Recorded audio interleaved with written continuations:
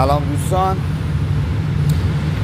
در فارمای گوشتی برای پاکسازی و شستشو و مواد ضد عفونی که برای ورود جوجه انجام میدیم، بعد از اینکه شستشو تکمیل شد، پاکسازی انجام شد، همه این کارا انجام شد، ضد عفونی ها در دست اقدام قرار گرفت، بهتره که دمای سالن تا 25 درجه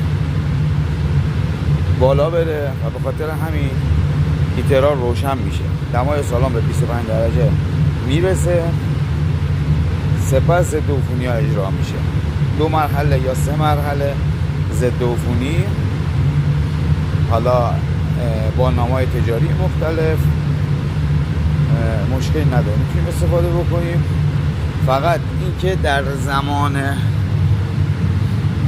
زمان زدن ضد عفونی، اسپری ضد عفونی، حتما باید هیترها خاموش باشه، چون هم اشتعالزاست، همین که ضد عفونی که میزنی پخش میشه تو سالن، باعث میشه خودت اذیت بشی.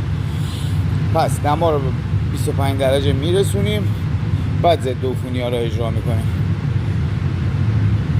بعد هیترها رو قبل از شروع ضد عفونی، هیترها رو باید حتما خاموش بشه.